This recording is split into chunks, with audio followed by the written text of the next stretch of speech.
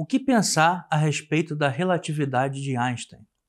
Bom, em primeiro lugar, meus amigos, é preciso que nós compreendamos o que essa teoria diz, né?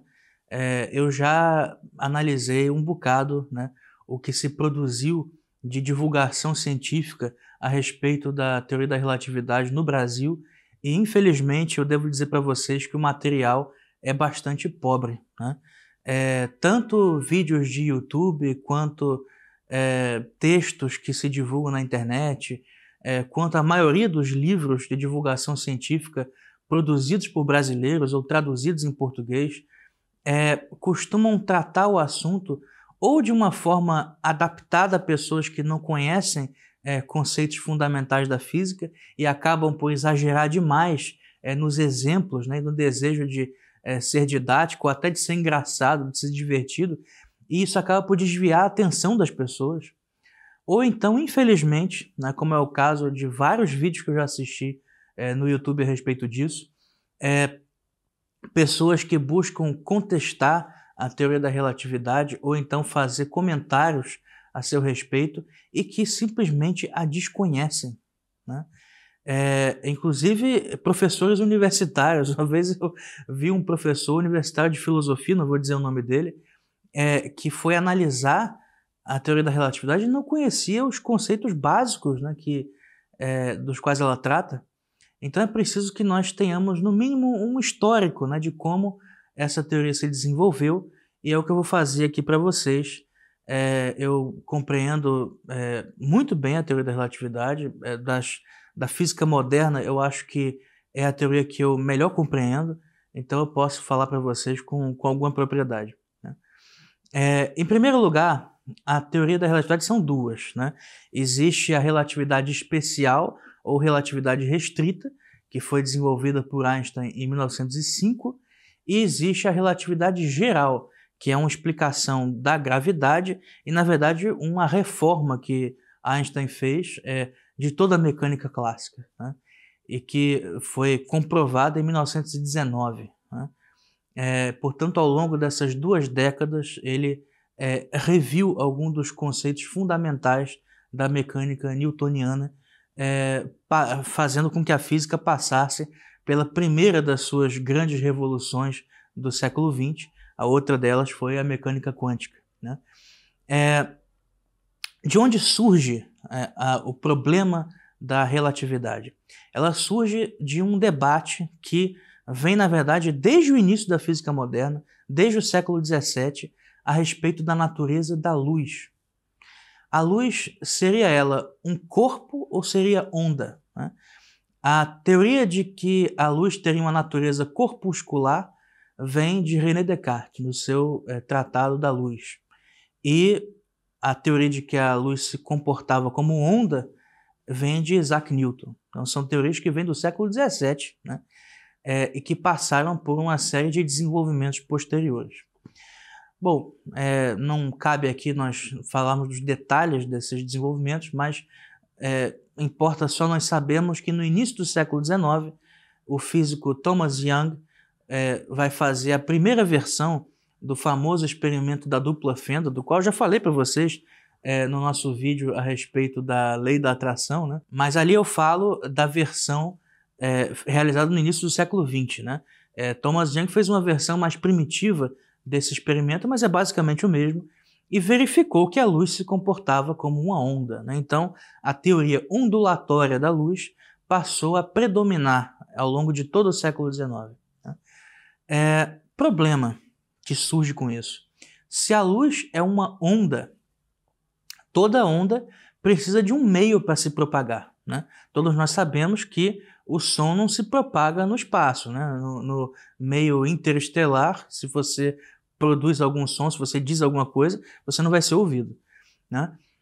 No entanto, todos nós sabemos também que a luz se propaga no vácuo, né? É evidente.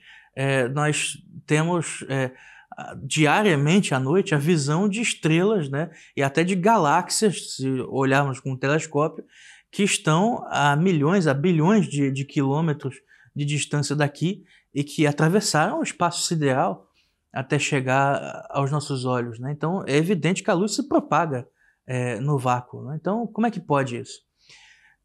Para tentar explicar esse fenômeno, os físicos do século XIX criaram, na verdade, o que é uma ficção chamada éter luminífero, que seria uma substância invisível que pervade o espaço inteiro e que não seria detectável com os nossos 5 sentidos, já seria uma matéria muito sutil, mas que está presente no espaço, né? E que permitia com que a luz, que para ele seria uma onda, se propagasse. Para poder medir esse éter de alguma maneira, né, e verificar, provar sua existência, dois físicos chamados Michelson e Morley, na década de 1880, conceberam um experimento usando um interferômetro, né? Que é muito simples, na verdade é um jogo de espelhos, né, com uma fonte de luz e um detector, né, conforme essa ilustração que vocês veem aí. E esse interferômetro deveria medir a velocidade da luz em 2 direções perpendiculares, né? Uma delas que teria a mesma direção, o mesmo sentido do movimento da Terra, e o outro seria perpendicular a ele, e que, portanto, né, sofreria uma certa resistência, né, do éter, e teria uma velocidade diferente, né? De modo que nós poderíamos, medindo, né, a diferença da velocidade da luz em direções distintas, verificar qual seria a composição desse éter, né, qual seria a sua densidade, etc. E, para o espanto de todos, né, em 1887 essa experiência foi realizada e não se verificou diferença alguma na velocidade da luz, né? E ainda mais, descobriu-se, e com a série de experimentos posteriores, que a luz tem a mesma velocidade em todos os casos, independentemente do referencial, né? A velocidade da luz é aproximadamente 300 mil quilômetros por segundo, e ela é sempre essa velocidade, né? Se você está se movendo a, vamos dizer, 100 km por hora, né, a velocidade da luz para você vai ser 300 mil km por segundo. Se você está se movendo a 200 mil km por segundo, a velocidade relativamente próxima da luz, a luz para você também vai estar se movendo a 300 mil km por segundo. Se você estiver na velocidade exata da luz, você diria, bom, então a luz está em repouso em relação a você. Não está, ela também se move a 300 mil km por segundo.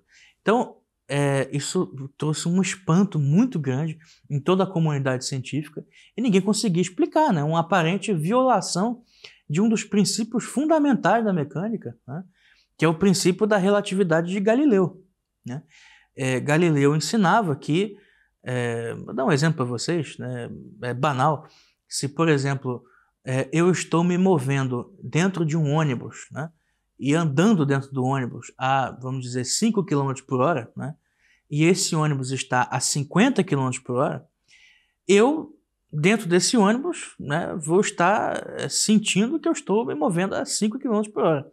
Mas uma pessoa que está fora do ônibus, parada, para ela, e que consegue me enxergar da janela do ônibus, né, para ela eu vou estar me movendo com a soma das 2 velocidades, ou seja, 55 km por hora, né? De modo que existe o princípio da relatividade do movimento, né? Se eu me movo na mesma velocidade que um outro corpo, esse outro corpo vai parecer, não é de fato, né? De fato ele está se movendo com determinada velocidade, mas em relação a mim, ele vai parecer estar em repouso, né?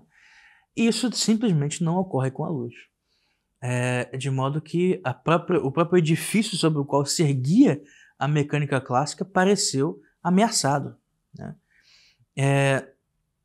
Daí surgem as contribuições para a física teórica de Albert Einstein, que na época era apenas um funcionário de um escritório de patentes, né? Ele analisava patentes, um emprego burocrático quase, né? Técnico, de invenções que eram feitas. E não tinha sequer uma graduação regular em física, né? Ele se formou na Escola Politécnica de Zurique, na Suíça. Então, realmente era um outsider, né? Um homem que estava fora da dita comunidade científica, né? E que, no entanto, trouxe uma contribuição gigantesca, né? O que diz Einstein? Ele parte de dois princípios, né? E considera ambos verdadeiros, porque já haviam sido verificados diversas vezes, né? Em primeiro lugar, ele parte do princípio de que o princípio da relatividade de Galileu é verdadeiro, né? E, em segundo lugar, que a velocidade da luz ser sempre a mesma, independentemente do referencial, também é uma verdade, porque é algo que havia sido verificado experimentalmente inúmeras vezes, né? E desses dois fatos, ele tira a consequência seguinte: se a velocidade da luz é sempre a mesma, né? Vamos dizer, para dois corpos que se movem em velocidades diferentes, isso significa que, bom, vocês sabem que velocidade é, na verdade, uma razão, né, de distância percorrida. Eu uso aqui o conceito de velocidade média, não de velocidade instantânea. A velocidade média é uma razão entre a distância percorrida e o tempo no qual se percorre aquela distância, né? Por isso que ela é medida em metros por segundo, ou quilômetros por hora, etc., né? Ou quilômetros por segundo, como normalmente se coloca a velocidade da luz. Então a velocidade ela é uma razão. Se nós sabemos a distância que esses corpos percorrem, né, e nós sempre sabemos, e se nós sabemos as suas velocidades, e sabemos que a velocidade da luz é sempre a mesma para eles e não se altera, qual é o único fator que vai precisar se alterar, né, para que você não destrua completamente a mecânica, né, os princípios da mecânica? É o tempo, né? Portanto, Einstein descobre o fenômeno da dilatação do tempo. Quanto mais rápido você se move no espaço, mais devagar você se move no tempo, né? Ou seja, quem se move a uma velocidade muito alta, o tempo para essa pessoa, para esse objeto, passa mais devagar, né? Isso não é a introdução de um subjetivismo da física, né? Porque essa diferença da taxa, né, em que o tempo se passa, né, em que ele se desenvolve, elas são todas harmonizadas umas com as outras, né? E elas podem ser tratadas matematicamente. Não existe nenhum subjetivismo nisso, de dizer que o tempo é relativo, né? Não se trata disso, né? Mas esses tempos relativos se harmonizam, né? É isso que eu quero dizer. Esse princípio, né, a chamada relatividade especial, foi provada, né, inúmeras vezes experimentalmente, por exemplo, com relógios de altíssima precisão que foram sincronizados e acionados juntos, né? Um deles ficou na Terra e o outro foi posto num avião supersônico, né, daqueles aviões muito rápidos, e esse avião fez o seu trajeto de algumas horas, né? Depois que ele voltou à Terra, né, e pousou no solo, os dois relógios foram pausados, né, desligados, e verificou-se que, de fato, o relógio que ficou no avião marcava menos tempo, né? Alguns milionésimos de segundo a menos. Ou seja, toda vez que você anda de avião, o tempo passa um pouquinho mais devagar para você, né? Você ganha alguns milionésimos de segundo de vida, né? Não se anime, porque isso não é muita coisa. Mas, de fato, né, existe essa mudança no tempo, né? Essa teoria ela já havia sido, em parte, desenvolvida por um físico francês chamado Henri Poincaré. Einstein, infelizmente, foi desonesto nesse ponto, porque ele se baseou nas contribuições de Poincaré e não o citou em seu trabalho, né? Mais tarde ele vai até dizer, de modo cínico, né, que boa parte do talento de um cientista consiste em ocultar suas fontes, né? Então Einstein também não era um primor de ética científica, né? Mas seja de quem for o mérito, né, dessa teoria, é certo que o seu desenvolvimento mais completo foi dado por Einstein, né? E ainda mais a relatividade geral, que é muito maior e muito mais importante, é toda de Einstein, né? O que acontece a partir disso, né? Vocês podem imaginar que a ideia de dilatação do tempo deixou todos os físicos boquiabertos, né? E, no entanto, isso foi verificado inúmeras vezes. Uma consequência da teoria da relatividade especial é a de que espaço e tempo estão interligados de uma forma que não se imaginava, né? Ou seja, existe uma espécie de tecido espaço-tempo, né? E isso realmente é muito difícil de se tratar, né? E Einstein vai, para poder descrever a matemática, né, do espaço-tempo, quadridimensional, são 4 dimensões, né? 3 dimensões espaciais e uma temporal. Ele usou uma matemática que havia sido desenvolvida há pouco tempo, né, de Minkowski, de 4 dimensões, em que você simplifica 3 dimensões em 2, né? É como quando você ilumina, não sei, um cubo, né? A sombra que esse cubo vai fazer, ela tem 2 dimensões e ela não é um quadrado, né? É uma espécie de paralelogramo distorcido, né? E essa imagem distorcida é uma imagem verdadeira, né, de um objeto tridimensional em 2 dimensões, né? Então, Einstein passou a usar, para descrever o espaço-tempo quadridimensional, ele simplificava, né, as 3 dimensões espaciais em 2 e acrescentava o tempo. Então, é uma forma simplificada que é visualizável, né, do espaço-tempo, né? Isso realmente é impossível de se observar na nossa natureza, né? Não permite que nós observemos 4 dimensões, nós só conseguimos observar 3, né? Então, para facilitar a nossa vida, é possível simplificar, né, esse tecido, né, por assim dizer, em três dimensões, né? Eu uso tecido aqui, é uma referência a um livro muito famoso de divulgação científica que eu recomendo a todos vocês que querem entender a teoria da relatividade, que adquiram de um físico chamado Brian Greene, né? O Tecido do Cosmos. Esse livro ele peca um pouco por exemplos excessivamente banais, né? Mas ele é muito bom e consegue mostrar as principais teorias da física moderna com uma linguagem adaptada a um público leigo, né? Mas voltemos à relatividade. Essa teoria tinha uma falha, né? Ela só se aplicava a movimentos com velocidade constante.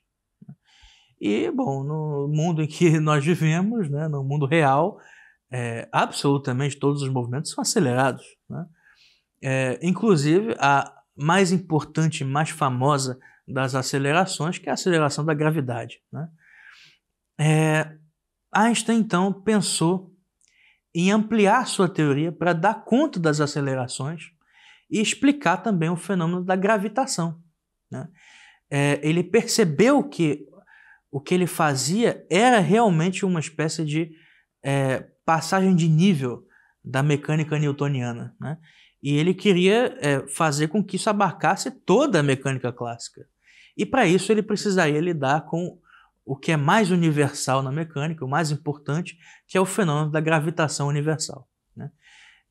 E como ele abordou esse tema, e aqui é um pouquinho mais difícil a explicação, com seus famosos experimentos imaginários, né? Um dia, em 1907, quando estava no seu caminho para o trabalho, Einstein observou um homem que limpava uma vidraça num prédio no 2º andar, né, apoiado numa escada. E ele imaginou o que aconteceria se esse homem caísse, né? Mas não se trata aqui de imaginar como é que o homem se espatifaria no chão, mas do que aconteceria no momento em que ele estivesse em queda livre, né? Durante a queda livre, nenhuma força está em ação sobre a pessoa, né? A única força supostamente que está em ação é a dita força da gravidade, né? Que Newton descrevia como uma força de atração, né, que a massa da Terra exerce sobre os corpos que estão, né, no seu campo gravitacional, e que as puxava em direção ao centro da Terra, né? Einstein verifica o seguinte, e para isso ele usa uma outra imagem posteriormente, que a maioria desses livros didáticos e explicações, né, artigos, vídeos, vão usar esse mesmo exemplo, que é dos elevadores, né? Imagine que esse homem que está caindo em queda livre está dentro de um elevador, né? Se antes dele cair, esse elevador está parado e ele sobe em uma balança, né, ele vai medir o seu peso normalmente, né, seja lá qual for. Se esse elevador se acelera para cima, né, a aceleração vai fazer com que o seu peso aumente, né, então vai medir um peso mais alto. Se o elevador estiver descendo, né, ele vai subir na balança e vai marcar um valor um pouco menor, né, e assim por diante. Se agora alguém corta o cabo do elevador e o elevador cai, né? No tempo de Einstein não existiam travas de elevador, né? Se você cortasse o cabo, você acabava morrendo, né? O elevador caía, despencava. Se você estivesse em queda livre nesse elevador, diz Einstein, o elevador cairia na mesma taxa que você, né? Já dizia Galileu, né, que dois objetos jogados, né, ele mesmo fez essa experiência na Torre de Pisa, né, jogou dois objetos com pesos diferentes, com massas diferentes, e caiu ao mesmo tempo, né, descontando a resistência do ar, né. Esses objetos, eles vão cair ao mesmo tempo. Então o elevador e o homem vão em queda livre cair na mesma taxa, né. Se esse homem conseguisse, porque é claro que não conseguiria, enquanto cai, subir numa balança, quanto marcaria essa balança? Marcaria 0 quilos, né? Ele não teria peso absolutamente nenhum. Ora, em qual situação, né, você teria um quadro, não digo semelhante, mas idêntico a esse? Se esse elevador estivesse no espaço sideral. Significa o seguinte, é como se a gravidade tivesse sido cancelada. Existe uma equivalência entre a situação que você tem, um homem que está no espaço sideral, e se você não dissesse a ele que ele está no espaço, ele poderia perfeitamente acreditar dentro do elevador que está em queda livre na Terra, né? E vice-versa. Se ele em queda livre na Terra, se você não dissesse isso para ele, ele poderia acreditar que está no espaço sideral, porque a situação é exatamente a mesma. E existe uma equivalência entre as duas coisas, né? E aí que Einstein chega ao seu princípio de equivalência, né, que é muito conhecido, e que é a base da sua relatividade geral. Não existe, disse Einstein, a tal força da gravidade, né? A gravidade não é uma força, né? Só existe uma aceleração. A própria força da gravidade, Newton não conseguia explicá-la. Ele dizia, os objetos caem, né, com uma certa aceleração, a lei da gravitação universal é essa, ele deu a matemática da gravitação universal e mais não disse, né? Simplesmente ele não sabia explicar o que é essa misteriosa, né, força de atração. É muito estranho isso. Na verdade, não existe força nenhuma, né? O que explicou Einstein é o seguinte, que na verdade, o que produz essa aceleração, né, da gravidade é uma diferença na geometria, né? E que geometria? A geometria do espaço-tempo. O tecido espaço-tempo em torno da Terra é deformado pela sua massa. A Terra curvou o espaço em torno de si e quem se encontra no seu campo gravitacional recebe essa aceleração. Então, na verdade, não existe nenhuma força da gravidade, mas uma distorção no tecido espaço-temporal. No tempo também, né? Isso significa o seguinte, que o próprio tempo se altera dentro do campo gravitacional, né? Eu agora aqui, sentado nessa cadeira, a minha cabeça, o tempo para ela passa um pouquinho mais rápido do que para os meus pés, por incrível que pareça. Então, assim, surge aí uma concepção completamente diferente. Para descrever essa curvatura do espaço, Einstein vai pegar emprestado a geometria não euclidiana que vinha sendo desenvolvida por Bernard Riemann, né, e outros. E essa geometria dos espaços curvos, ela aparentemente, isso não é absoluto, tá? Mas ela nega, né, os princípios, os postulados de Euclides, né? Isso, na verdade, não é absoluto. Nós podemos dizer que é a mesma relação que a geometria não euclidiana tem com a geometria euclidiana que a lógica clássica tem com as lógicas modernas, né? Lógica modal, lógica paraconsistente, etc. Na verdade, elas são como que casos especiais, né? Quando você pensa em termos de lógica paraconsistente, você só está... O seu raciocínio, a sua cabeça, pensa ainda em termos de lógica clássica. Ou seja, você está como que adaptando a lógica a uma estrutura determinada que tem outras regras. Mas a regra é diferente, mas a lógica continua sendo a mesma, né? Assim também, a geometria não euclidiana não é que ela supere os postulados de Euclides, mas ela aplica a geometria euclidiana a casos diferentes, né? Como se as regras do jogo fossem outras, né? Não é que o espaço distorcido vai destruir a geometria euclidiana, né? Euclides pensa o espaço de uma forma parecida com a que Kant, né, mal ou bem, enxergava o espaço como uma espécie de forma a priori do entendimento, né? É algo que não depende muito do universo físico, né?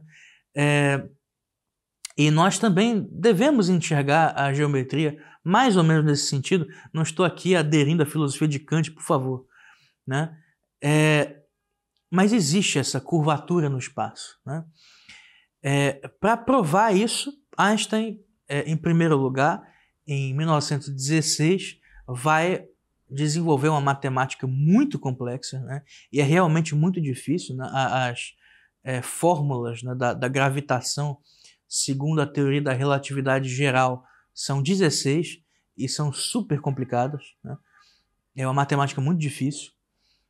E, aliás, a própria visualização, né, de algo que é quadridimensional é muito complicado, mas ele vai conseguir calcular a órbita de Mercúrio, né, que é uma órbita especial, né? A órbita de Mercúrio ela tem precessões, né? A sua órbita é elíptica, mas ela sofre, a cada volta que Mercúrio faz em torno do Sol, um desvio, de modo a produzir ao longo dos anos um padrão que se parece com uma rosácea, né? Isso vai produzindo como que se fossem pétalas, né, em torno do Sol.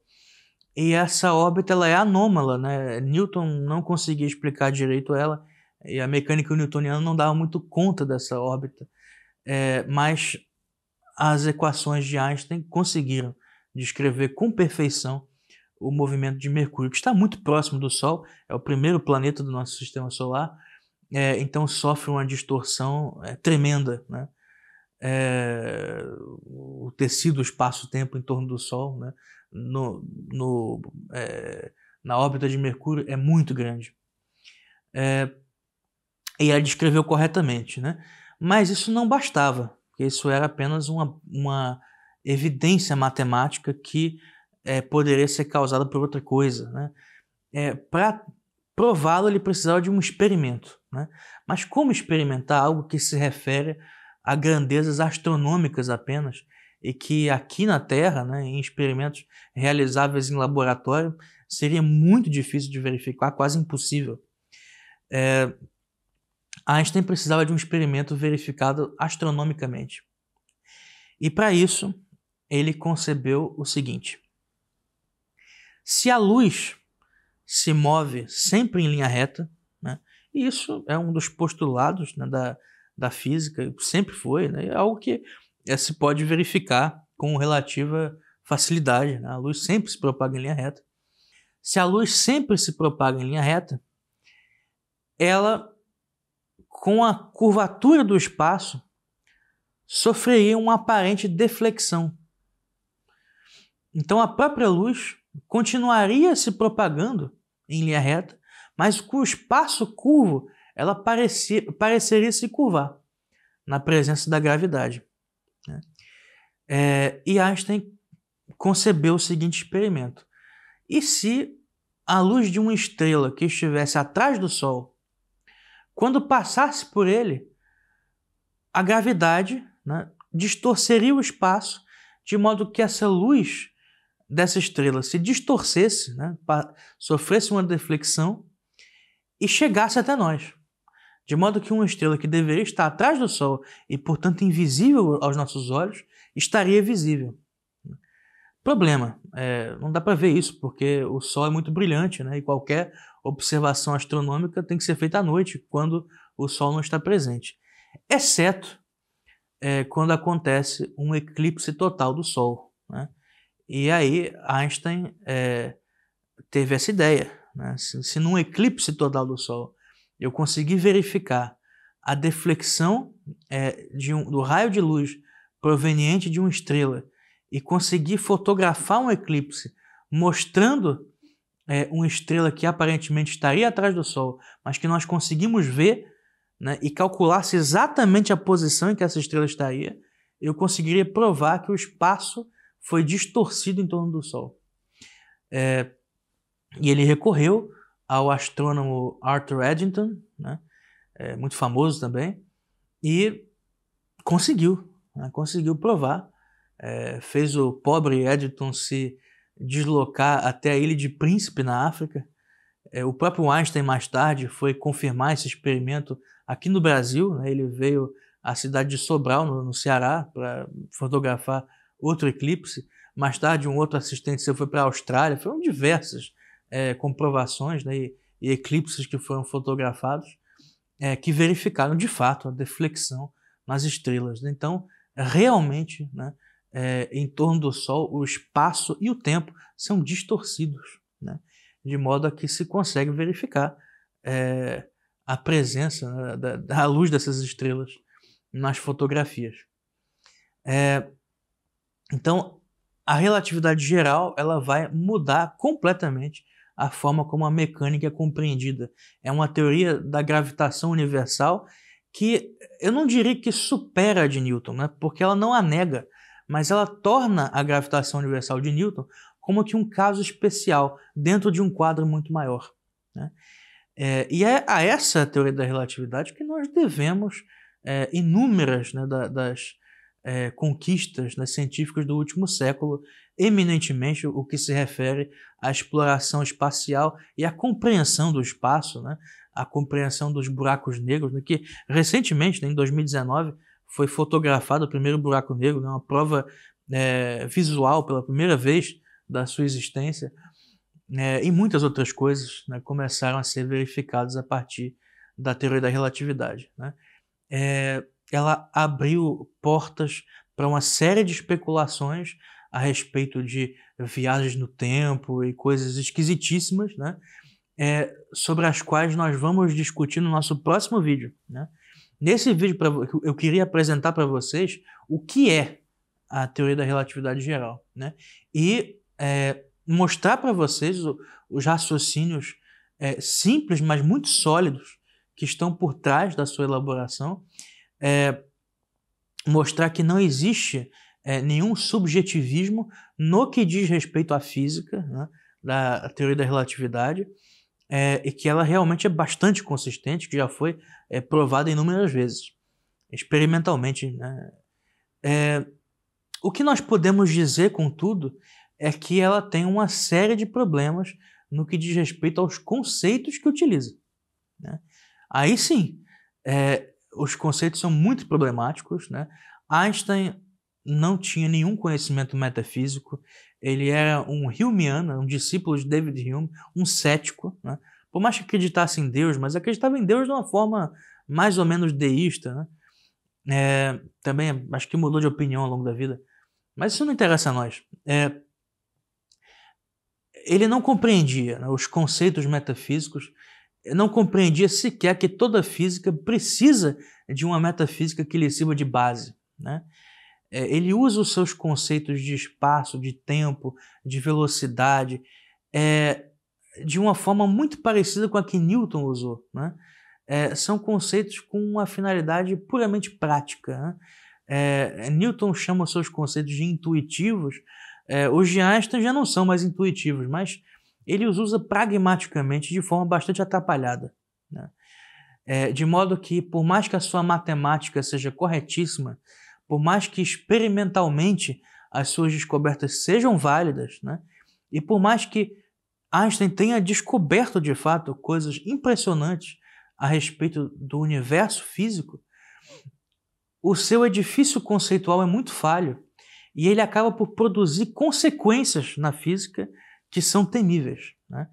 Principalmente em relação à cosmologia. E é isso que nós vamos ver no próximo vídeo, portanto, vocês fiquem atentos aí, que essa explicação agora que eu dei para vocês vai servir de base para vocês compreenderem quais são as limitações da teoria da relatividade, que elas existem sim, principalmente a forma como ela vem sendo tratada pelos cosmólogos ultimamente é muito problemática, né? Nós sabemos que a teoria de Einstein ela é determinística, isso é uma coisa que muita gente não sabe, né? Acham que pelo fato do tempo ser relativo, ela introduz algo para a liberdade humana, etc. Não tem nada a ver uma coisa com a outra, né? Até porque uma teoria física não vai tratar propriamente da liberdade jamais, porque ela vai descrever apenas uma cadeia causal de acontecimentos, né?